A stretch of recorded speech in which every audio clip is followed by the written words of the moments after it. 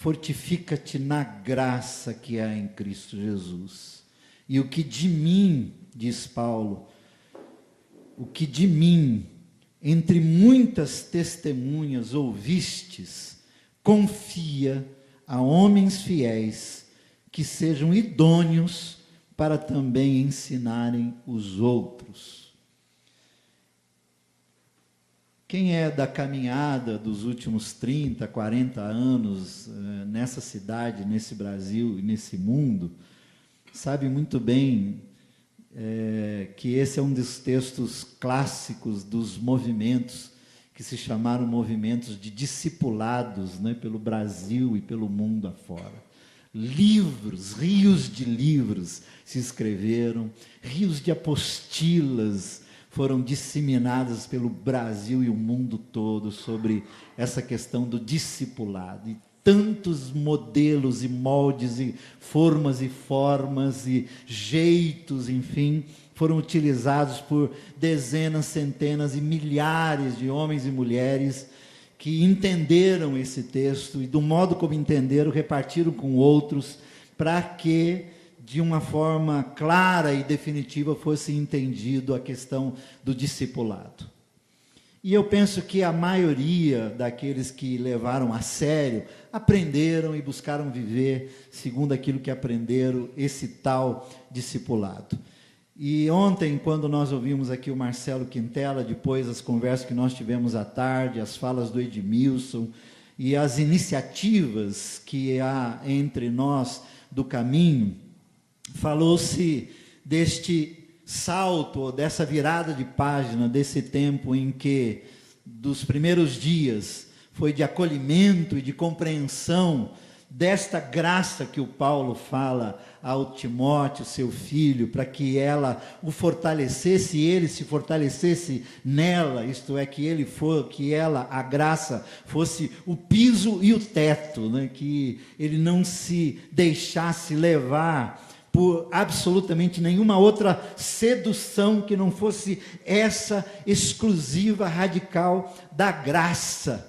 E aí nós, nesse tempo, acolhendo em graça aqueles que se chegaram a nós e ainda e sempre o faremos, entendemos que é tempo e é hora, e para muitos já chegou, sendo visitado por isso, dizer, bom, e aí, o que eu faço com isso?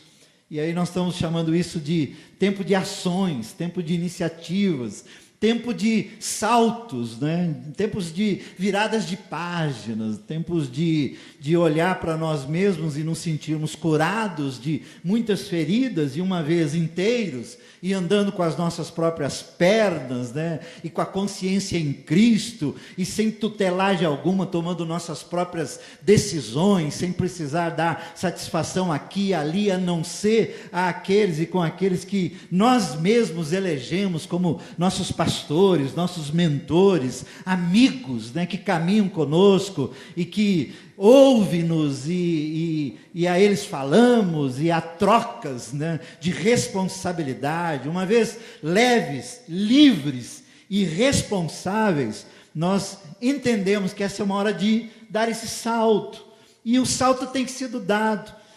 Começa no coração de 1, de 2, de 3, de 4, depois se estende, como é o caso do Caminho Nações, como é o caso de Nigéria, de Senegal, como é o caso do SOS Religar, com iniciativas aqui, ali, além, pelo Brasil e fora do Brasil. E eu vi isso em loco, lá na Holanda e lá em Portugal, como é que isso tem chegado, essa reverberação, como ela chega em gente que está solitária, num país frio, gelado, como é a Holanda, mas de repente ouvindo pela VMVTV, ou seguindo alguns de nós pelas mídias, se descobre, se vê, se nota, se percebe, às vezes sozinho, no seu canto, toma decisão, só que ele olha e fala, nossa, com quem que eu falo?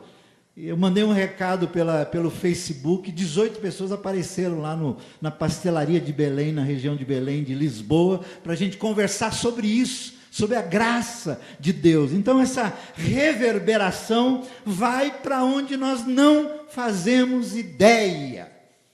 E há essas ações.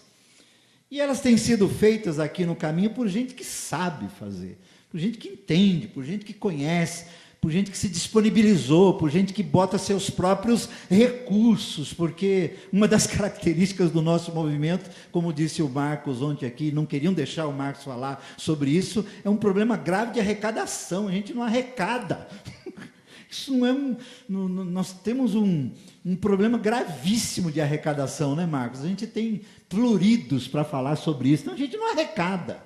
Os caras gastam dinheiro com tudo, menos investir na coisa do caminho. Eu não sei se isso vai mudar, Luiz, eu não sei, porque parece-me que isso veio com a gente, né? Veio. Então, as coisas que acontecem quando alguns de nós tira de si mesmo, vende coisa para pôr e as coisas irem acontecendo. É assim que tem sido. É assim que tem sido entre nós. E que bom! E quem sabe é para ser assim mesmo. Quem sabe é para a gente ir só quando você tem aqui, ó, dá para chegar até aqui, é aqui que eu vou, para a gente não ficar nessas loucuras e contrair uma fatura para ser paga depois e, de repente, como é que paga? Não é? Talvez esse seja um aprendizado e uma didática entre nós, não é, que pode ser até exportada, não é, para que não haja essas loucuras no mercado religioso que tem feito sofrer e sangrar muita e muita gente. Não seremos nós mais um instrumento para fazer com que gente se fira no caminho. Pelo menos não é o que eu quero, pelo menos eu sei que não é o que a maioria de nós queremos. Não obstante, as ações estão aí, não é? As questões graves estão aí acontecendo. E nós precisamos ir, e não há como não ir, até porque algumas delas estão caindo no nosso colo, né? Nós não temos ido atrás, mas cai no nosso colo. Caiu no colo, aí você faz o quê? Não é? É como um bebê, não é? Que cai no seu colo, você joga fora, do tipo, nossa, o que é isso? Pelo amor de Deus, não sei nem mexer. Não, a gente abraça, acolhe, adota, põe nome, dá sobrenome, põe na escola, a gente cuida quando acontece isso. E no caminho tem sido assim, cai no colo. O que eu faço com isso? Aí a gente liga para um, para outro, e é isso que está acontecendo entre nós, e essa virada de página, esse salto tem acontecido.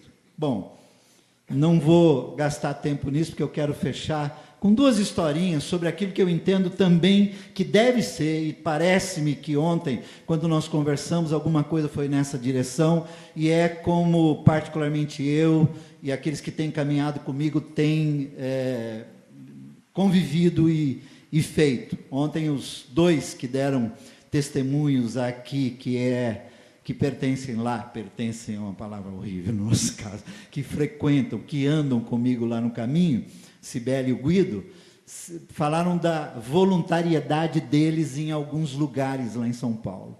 E isso é o que é o comando que eu dou, do tipo, quer servir? Eu te digo onde é que é. E aí eu mando os caras para alguns lugares assim maravilhosos, né? Onde tem o que fazer, desde lavar banheiro, a ensinar inglês, francês, alemão, essas coisas todas. Tem o que você quiser, tem.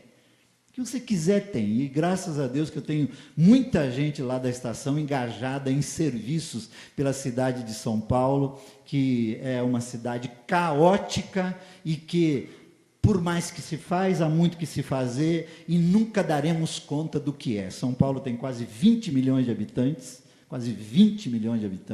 o estado todo está com 35 milhões de habitantes. Se você pega a linha do metrô da Zona Leste, durante o dia, você vai conviver com 5 milhões de pessoas que giram no metrô pela manhã, tarde e noite, só na Zona Leste. 5 milhões de pessoas. Então, você imagina o que é a necessidade de São Paulo. Mas eu sou daqueles que entendo que, como o caso do Bobó, não é? Que virou um caso emblemático entre nós, né? Diz assim, o Bobó é uma causa para qualquer um de nós, para a vida toda. É assim que eu me porto numa cidade caótica como São Paulo. Quando pego alguém para cuidar, eu digo, essa é minha causa para a vida toda, até o fim. E lá no final, se eu chegar diante do Senhor e dizer assim, Deus, está aqui, ó, o bobó da minha vida, o bobó que o Senhor me deu, está aqui, ó. Deus vai dizer assim, bora, Brega, vem tomar café comigo. Está feito. Porque comigo vai ser café, Jorge. Só no final da noitinha que vai entrar um vinhozinho, alguma coisa. Mas durante o dia, eu e Deus vai ser café. Foi você, Tiago, que falou assim, Brega, e se você chegar no céu e não tiver café? Eu falei, nem cogito essa coisa. Nem quero falar sobre esse assunto. Vira essa boca para lá. Então, assim, eu sei que é assim. Aprendi isso há muito tempo. Que o relatório que eu terei que dar é se com o qual eu caminhei, ao final da caminhada, diz, eu amo mais o Senhor do que eu amava quando nós começamos a caminhar. O Senhor vai dizer assim, vem, valeu. É por aí. Uma vida é uma causa para a vida toda. Uma vida é causa para a minha vida, para a vida toda. Então vai ser assim. E sempre que você se meter, seja no que for, que o caminho tem proposto, ou qualquer outro grupo ao qual você está ligado, como eu estou ligado a várias ONGs em São Paulo, que servem pessoas, sempre que servir, eu vou servir entendendo que tem um homem, uma mulher ou alguém na minha frente que tem nome, que tem história, e é com ele que eu vou caminhar até o fim. Ponto. Por outro lado, e aí vem duas historinhas e eu vou encerrar para a ceia. Uma é do Marcelo e a outra é do Sérgio. Nesse aspecto do o que eu faço. Sentei na minha padaria, onde eu atendo os meus clientes, né? Sentamos e a questão desse moço de 30 anos de idade era, Brega, o que é que eu faço? Eu entendi tudo isso. Mas ele acabou de passar num concurso para delegado de polícia em São Paulo. Delegado de polícia em São Paulo. E ele deverá ser escalado, deverá ser comissionado para uma das delegacias da periferia de São Paulo, que só quem é de São Paulo sabe o que é. 30 anos de idade, que é o caso de muitos meninos e meninas, né, olhando a minha idade, né, que estão assumindo essas responsabilidades em delegacias, como juízes de direito, né? Outro dia eu conversei com uma juíza de 35 anos de idade. Falei, meu Deus, você é uma menina, e lidando com questões as mais complexas. E eles sentados dizem assim, o que eu faço? Eu entendo a graça, eu sei da misericórdia de Deus, eu sei do perdão que Deus deu, eu conheço, eu compreendi isso como nunca, mas eu vou para uma delegacia, o que eu faço lá? E aí é que entra para mim, no que diz respeito ao salto para ações, o que eu e você e qualquer um dos que estão caminhando conosco, em entendendo o que nós entendemos, é aonde está. Porque ainda, nessa chamada comunidade da fé e do amor, o que mais nós sabemos, porque foi nisso que nascemos, e para isso fomos treinados, sabemos atuar no palco da igreja, no palco da comunidade, no palco da instituição religiosa. As instituições religiosas tiveram o dom de nos fazermos bons para elas. Conheci ao longo da caminhada bons diáconos, mas péssimos maridos, excelentes pastores, mas filhos horríveis. Interessante isso. Ministros de louvores que faziam o auditório cair de 4, mas a irmã dele lá no auditório não caía nunca, porque ela dizia assim, vai ver esse menino em casa, vai ver essa unção em casa. Cansei de ver isso, cansei de mães e pais que diziam para mim assim, pastor, queria que o meu filho fosse em casa o que ele é aqui. Essa agilidade de atender as pessoas, de dizer sim, pois não, essa gentileza, esse carinho, esse amor, esse abraço, eu queria que ele acordasse assim em casa. Aí vem as portas que eu já troquei, os vidros que eu já troquei pelas cacetadas que ele dá. A instituição religiosa teve o dom de nos tornar bons para ela. E que bom, alguns ficaram bons mesmo. E ficaram bons em outras coisas também. Mas no que diz respeito ao lar, aonde eu atuo, as coisas nem sempre foram assim, ainda não são. Voltando na história do Marcelo. E aí eu contei para ele uma outra história. Falei, Marcelo, é o seguinte, você vai assumir uma delegacia da periferia de São Paulo e certamente você se deparará com o caos da violência que nos atinge a todos e está cada vez mais perto da casa de cada um de nós. E eu disse para ele, e é muito complicado, e é muito difícil que você chegue lá e dê um murro na mesa e estabeleça novas regras para pôr aquilo que você entende que deve ser uma delegacia na cidade de São Paulo. Se fizer isso, seus próprios colegas vão acabar dando um tiro na tua cabeça, ou vão coagir você para alguma coisa, tentar seduzi-lo para outra. Conheço um monte de delegados e investigadores que são absolutamente corruptos e corruptíveis, e eles não permitem que as coisas aconteçam como deveriam acontecer. Você vai entrar nesse mundo e você vai ser vítima disso tudo se você não tiver algumas coisas muito claras no seu coração e na sua mente. Mais uma coisa você pode fazer. E aí vai a historinha, a dica, né? Foi assim, olha, meu pai tem 83 anos, está na idade do seu, né? 83 anos. Meu pai tem um Uno 95, que ele comprou 0 quilômetro. Está lá na garagem dele. Não tem seguro porque não tem dinheiro para pôr no seguro. E fica muito caro pôr um carro desse no seguro. Aí pega a minha mãe num sábado de manhã, vai fazer compra no mercadinho, que eles costumam fazer compra de sábado, e pôs no estacionamento de calçada, e quando ele volta, cadê o Uno? Roubaram o Uno do meu pai. Filhos de uma égua. Quando meu pai me ligou, falou, filho, eu vim fazer compra com a mãe e roubaram o meu carro. Eu falei, pai, mas quem vai roubar o carro de um velho, meu? Que sacana.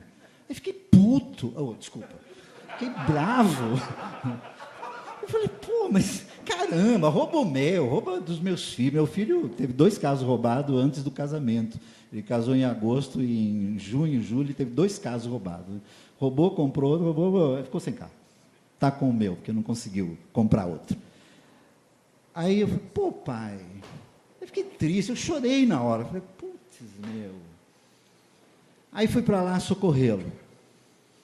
Falei, pai, vamos fazer um BO, tem que fazer um BO, enfim, dar contas disso e tal. Aí eu cheguei na delegacia, falando no celular com meus 2 irmãos, né, que aconteceu com o pai. Falei, deixa eu avisar o Daniel e o Paulinho, disso. Aí eu cheguei na delegacia, assim, a hora que eu passei a porta de entrada, eu estava falando com o meu irmão, ou com o Paulo, com o Daniel. Celular lá fora! Nossa, de onde veio essa voz? Veio do balcão da delegacia, uma policial, extremamente estressada, cara de brava, de ruim, celular lá fora, fazia assim para mim. Falei assim, não estou entendendo, eu jogo o celular, eu piso nele, qual é o problema? Do tipo assim, não se fala aqui dentro no celular, lá fora. Eu, de cabelos brancos, e o meu paizinho do lado, cabelinho branquinho, velhinho, 83 anos. Aí, Paulo, desculpa aí. Aí entramos 2, né? Que foi? Putz, né? Deus, me ajuda. Me ajuda, Senhor. Aí meu pai ficou olhando, meu tadinho, assustado, né? Pô, tinham roubado o carro dele. Vai na delegacia para dar queixa, para anunciar, quem sabe. Ele assim, tipo, não estou entendendo. Por que ela está brava? Está brava comigo? Eu que fui roubado. Aí ficou aquela coisa assim, aí eu falei assim, bom dia, boa tarde. Não, bom dia. Imagina que ela vai responder bom dia, porque ela estava num péssimo dia. Né? Eu falei assim, meu pai teve o carro roubado, o que eu faço? Espera lá fora. Putz, grilo, não posso entrar nessa delegacia, meu. Nem para reclamar. Bom, fomos lá para fora e aí quem conhece sabe bem o quanto isso é complicado, etc. Voltando na historinha. Falei, Marcelo, a sua delegacia, ela pode ser uma referência no que diz respeito a pessoas idosas que vão lá para dar queixa de alguma situação na qual eles foram lesados. Você pode colocar o melhor policial para atender os idosos, para que eles sejam respeitados na sua dignidade. Você não vai conseguir dar um jeito em tudo que acontece naquela delegacia. Você não vai conseguir responder a todas as demandas que existem naquela delegacia. Você não vai ter, inclusive, a solidariedade dos colegas para isso, mas você pode treinar um policial, para atender as pessoas que chegam lá com cabelos brancos e que vêm reclamar porque alguém invadiu sua casa, ou alguém botou um cano na cabeça dele, roubou o carro dele, e estuprou a filha dele, ou a neta dele. Ele vai ser atendido por alguém que você vai treinar, e vai dizer, na minha delegacia, os idosos serão tratados com dignidade. E ali você vai estabelecer o sinal do reino. Ponto. Isso que você vai fazer. É isso que você vai fazer. Porque eu entendo que é isso que o professor deve fazer, eu entendo que é isso que o engenheiro deve fazer, que o arquiteto deve fazer, que o advogado deve fazer, que o juiz de direito deve fazer, que o político deve fazer, que o gari que varre rua em São Paulo deve fazer, desde que estes um dia foram confrontados pela graça e compreenderam a graça de Deus na sua essência, voltam para a vida carregados da graça e transbordam a graça de um jeito ou de outro. Então, Marcelo, faça da sua delegacia a referência para que as outras delegacias copiem isso de você. Olha, eu não consigo conter a corrupção, eu não consigo atender a todos e a tudo, a demanda é muito grande, mas na minha delegacia, velhos, que é como eu chamo meu pai, meu velho, são atendidos com dignidade.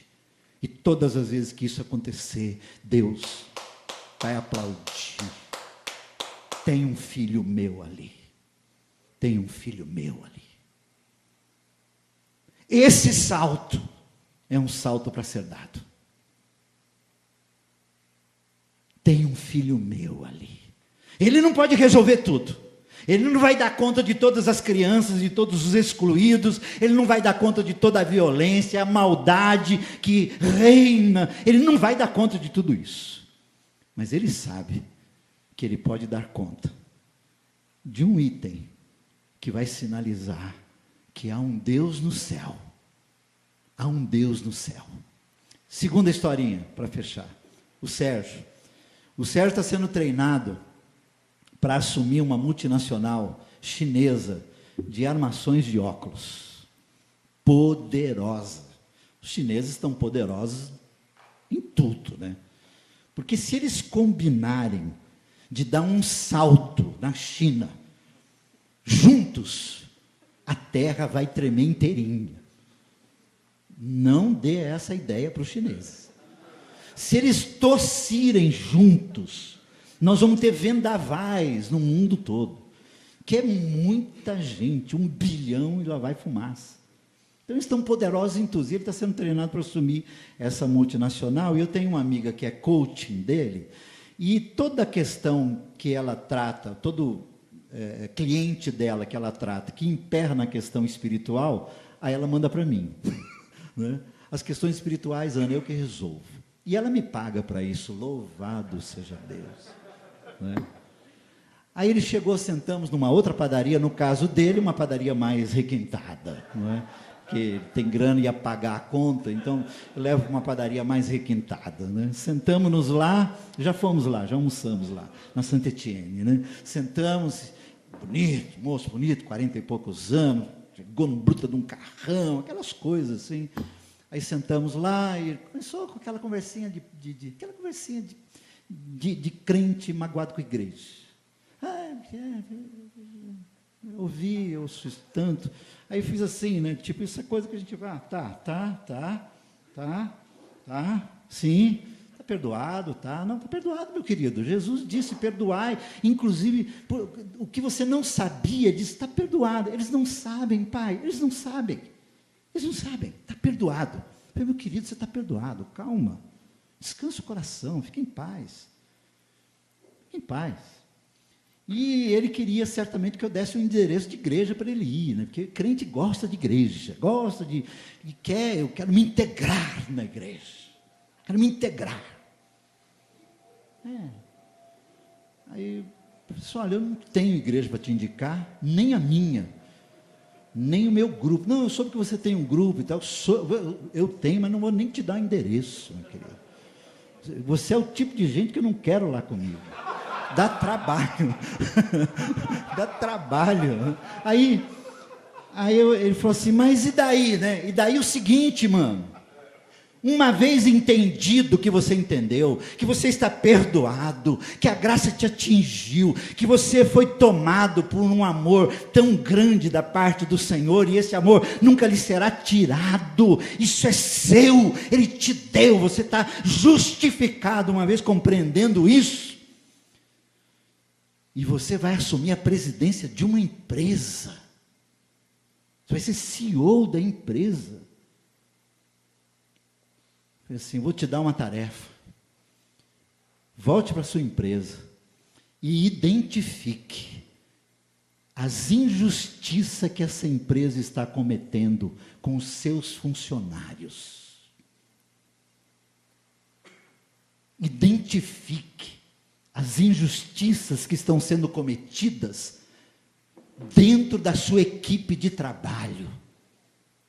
Gente que não foi promovida porque alguém deu para o chefe, porque alguém deu para o chefe e foi promovido no lugar do competente. Gente que está sendo preterida, gente que está sendo colocada de lado, gente que está sendo excluída, gente que por não fazer parte de algumas engrenagenzinhas dentro da sua corporação, está sendo deixado de lado, gente ferida, magoada, gente que está precisando de tratamento médico e a sua empresa não abre espaço para que isso aconteça, gente que você é responsável, você vai identificar toda a injustiça que está acontecendo dentro da sua empresa e vai começar, conforme eu costumo dizer para empresário, aquela ética transitória ascendente, que não dá para virar a mesa, a empresa quebra, mas começa por algum lugar. Ele olhou para mim assim, Jorjão, eu falei, eu nunca tinha ouvido isso na minha vida. Pois é, o buraco é mais embaixo, meu amigo. Não é cantar no coro da igreja, não, meu. Não é trabalhar na cantina da igreja, não é tocar violãozinho para os crentes cantar, não é ficar naquela de assessorar o pastor.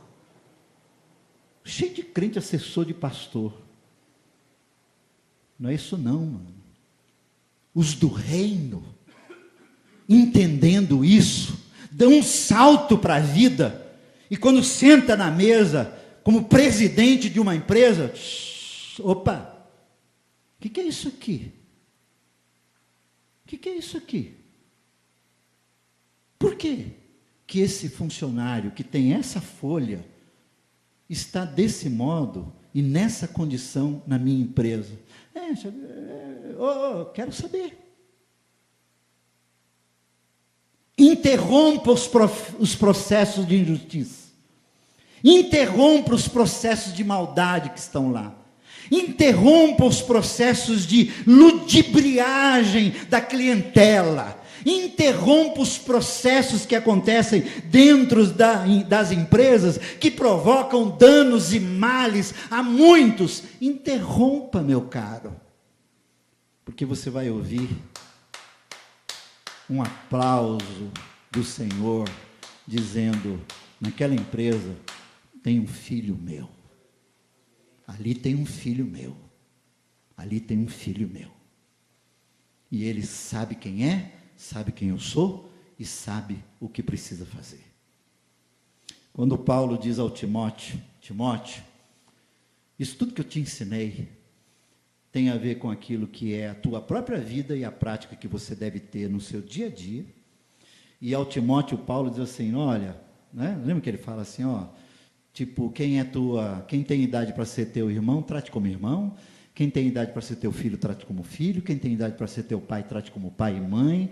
Enfim, ele vai dando dicas para o Timóteo, dizer assim, e não é dica para ele ser pregador do Evangelho, não, é dica para ele viver a vida do jeito que o Evangelho quer que a gente viva a vida. E ele diz assim: tudo isso que eu te dei, confia a alguns ou a muitos, para que estes transbordem para outros tantos, para que no final você tenha uma rede de gente fazendo o bem em todo lugar da terra. Para mim, no salto que nós queremos dar, nós vamos abraçar causas, algumas. Da minha parte, eu sempre recomendo que não se abrace muitas causas, porque quem abraça muitas causas não abraça nenhuma. Melhor abraçar uma e ir até o final nela. Mas é bom abraçar com outros algumas causas. Mas esse salto pessoal,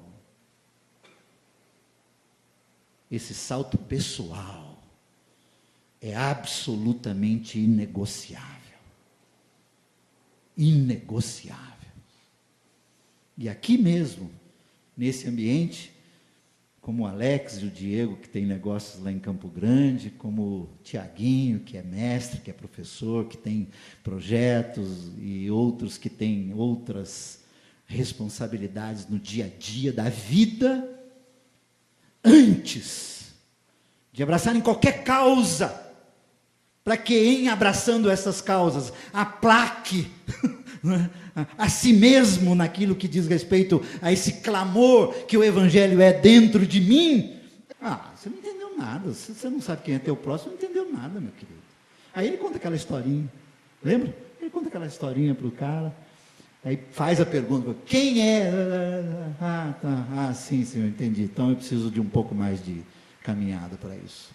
Então, fecho, encorajando você, e a mim mesmo, e a nós todos, a, sim, saltar. Fazer esse salto para as ações, mas incluir na vida, este salto que tem a ver com o lugar onde nós estamos. Como costumo dizer, querem saber quem eu sou? Liga para a Laodiceia, ela está em casa. 30 21 5469 11, né? Liga para ela, ela sabe. Meus filhos sabem. Me alegro quando eu vejo meu pai e minha mãe ali na estação do caminho. E eu agradeço a Deus todo dia isso, porque eles me conhecem, eles sabem quem eu sou. Eles sabem a minha vida. E é a partir daí que eu preciso dar esse salto para que o reino seja sinalizado onde quer que seja. Que seja assim comigo, que seja assim com você. Amém, querido? Amém mesmo, irmãos? Nesse vasilhame é apenas azeite. Mas o que vamos fazer agora tem a ver com o desejo que nós temos de obedecer a tua palavra. E a tua palavra nos recomenda que de quando em quando, em algumas ocasiões, em alguns ambientes, fruto de algumas necessidades, nós unjamos alguns, na expectativa de que da tua parte hajam comunicações a estes. E para isso nós consagramos este azeite ao Senhor. E com ele nós vamos ungir o Ricardo, certo de que nisso estamos atendendo o teu querer. E aqueles, Pai, que Tu nos destes para estar conosco aqui agora, partilharão com fé daquilo que a Tua palavra também recomenda. Que aqueles com fé, quando oram, podem ver o resultado das suas orações. Nós te pedimos que Tu nos acompanhe nesse momento e no que vamos fazer. Em nome de Jesus. Amém.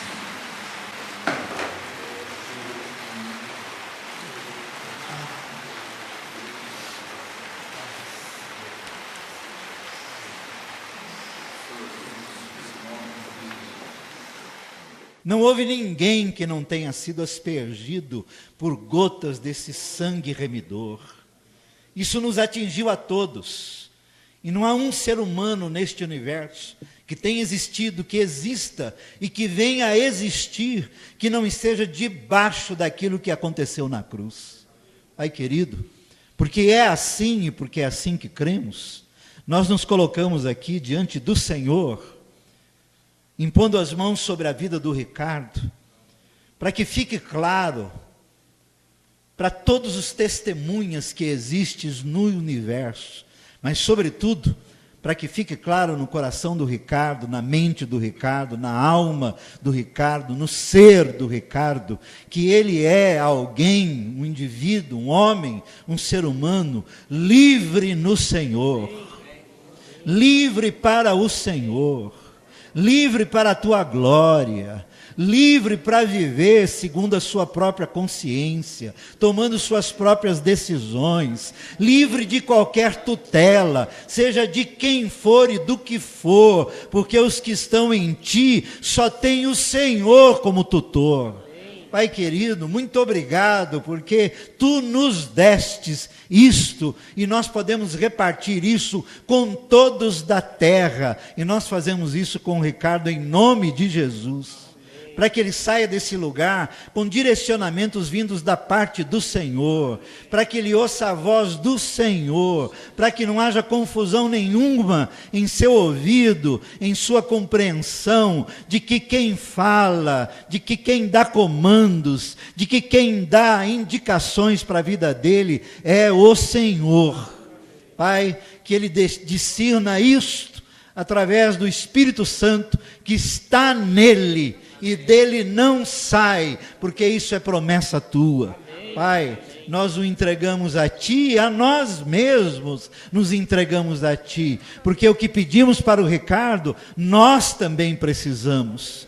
Nós mesmos, Pai, juntos e com o Ricardo, pedimos que seja assim, que esse Teu filho levante-se, tome a Tua cama, ande e volte para casa, seguro, livre, leve, para a glória do nome do Senhor. Nós oramos assim, ungindo este Teu Filho, em nome de Jesus. Amém, Senhor.